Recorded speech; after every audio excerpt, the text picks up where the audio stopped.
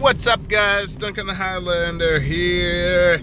Let's say a big thank you to my sponsor, one of them of course, but this sick ass hat from Cupcakes Cannabis. So what is up, guys? Today is the day. UFC, I can't remember the number, UFC Holloway versus Brian Ortega. I am so hyped up for this fight, and to be honest, I'm not even sure if I'm going to be able to watch it live. I know sure as hell I don't got the money to pay for the pay-per-view, and I was thinking about going to the like Buffalo Wild Wings or to a bar or something like that to watch it, but I got this guy, so that makes going out to a bar, let's just say, impossible or a no-no. But here we are. We're right there. I am so hyped up for this fight. So everybody's been talking about whether or not we should be concerned about Max Holloway's weight cut. Well, clearly that's already gone through and he made weight. Whether or not we should be concerned about just some of the things that's happened with his head, some of the concussions. You know, we had fears that maybe he had some sort of concussion damage, and there are historical, fighters that have gone through, wars or had symptoms like this. Typically we talk about in boxing, but there are people who have ended their career shortly because of head damage and stuff like that. But we wish and we hope that that's not the case with Max Holloway.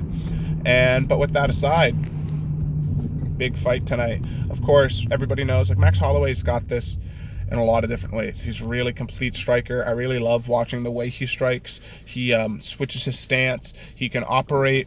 So when people talk about switching stances, people don't realize, like, people say things a lot interchangeably. You know what I mean? So people talk about, oh, he switches his stance, but people don't really put a word to that. Well, what I like about Max Holloway is he switches his stance in all of the ways in which you can switch your stance. So what I mean by that, there are some people who they switch their stance, and what that means is that they might switch their stance and then fight out of a different stance. So, for example, in MMA, a classic example of that would have been Anderson Silva. Anderson Silva he would fight from orthodox, then switch to southpaw, and then fight a little bit from southpaw, then switch to the orthodox and fight a little bit from orthodox. Terrence Crawford. My brain right now is rattling trying to think of the boxer, but there's a boxer right now who's doing the same thing, whereas if he's fighting against a southpaw opponent, he typically likes to go to southpaw and fight them in southpaw, whereas if he's fighting against an orthodox, he'll fight them in orthodox. Or choose to fight them southpaw. But typically he switches and he fights that way for the whole round. Then you have people like TJ Dillashaw, Dominic Cruz, where they use the stance, and Demetrius Johnson, where they use the stance switching in it of itself in the combos to cover distance differently, to mask techniques, to hide combinations, to hide shots, and to just to cover the distance differently and to keep them safe. So there's just two different ways to cover shots. To switch stance. Max Holloway is able to do both of those. Whereas if you notice in his fight against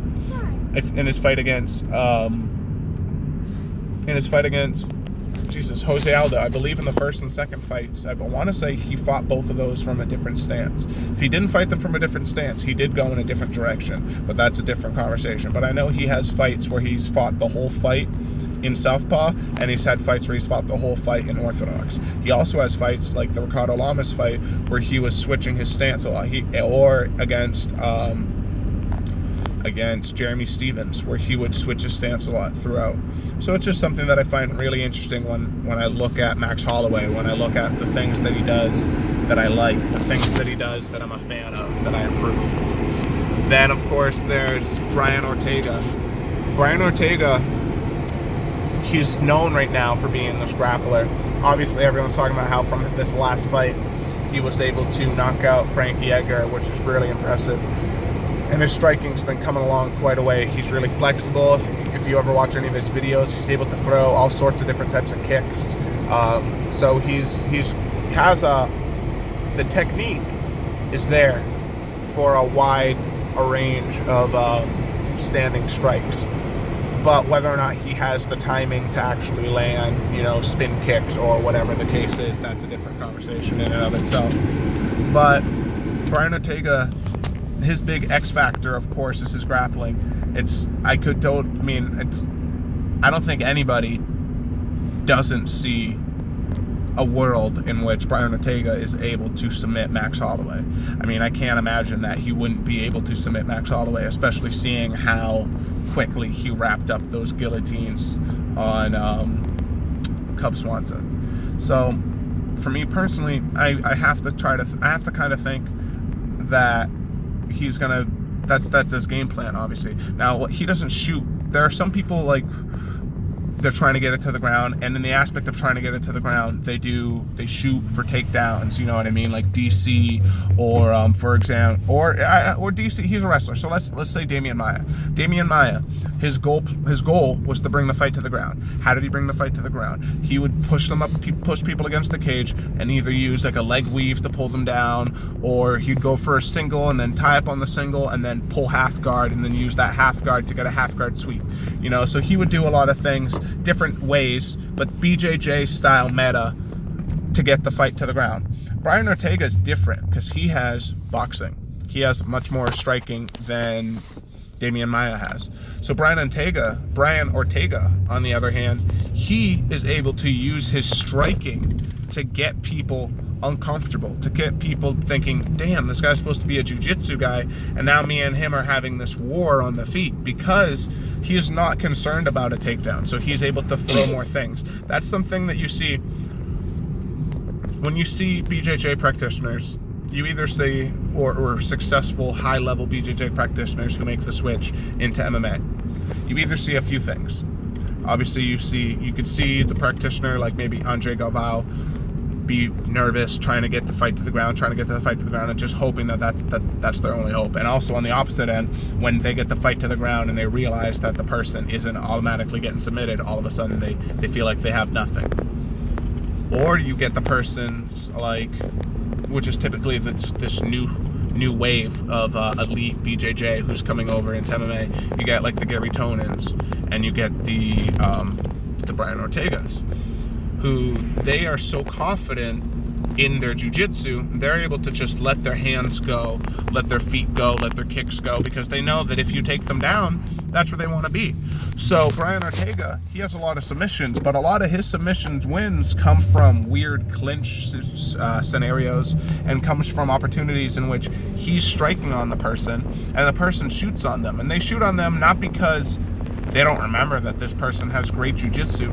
They shoot on them because in the heat of the moment, when you're getting punched in the face, your instincts kicked in, and your instincts are like, oh, this guy is out striking me, I gotta try to take him down, just because it'll change up the rhythm, it'll change up the timing, it'll give them something to think of. Even if that guy doesn't think that he's gonna try to keep the fight on the ground, he thinks maybe I'm gonna take them down, and that's gonna allow me to, when I get back up the second time, the guy's gonna think, oh, he's gotta watch out for that, and that'll open up striking. But in whatever their reasoning behind it, and they're probably not even thinking that, that's just, there's a difference between tactical and technical, but that's just a tactical reasoning, you know, but they're probably not even noticing that in the moment. But just, oh no, I don't know what happened. I just forgot what we were just saying. Tactical, oh no. I could edit this. I'm hoping I'll just remember it real quick.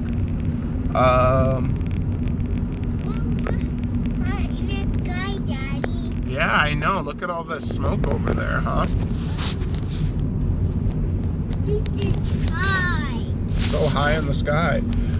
So what I was saying is just that these people, what they end up doing is they end up shooting on him because it's just your instincts. Your instinct is, oh, I'm getting outstruck, I'm going to shoot on them. And not just because I'm getting outstruck, because people who don't know anything about fighting, you hear that and they think, oh yeah, you're getting outstruck, so I got to take the fight to the ground. Not necessarily, even if they don't want to necessarily take the fight to the ground. Maybe if they're getting outstruck, they think, okay, I have to get this person thinking of that. Because just being able to have them thinking about the fact that you might wrestle them opens up a whole gamut of games, opens up a whole arsenal of tools that you can use. All right.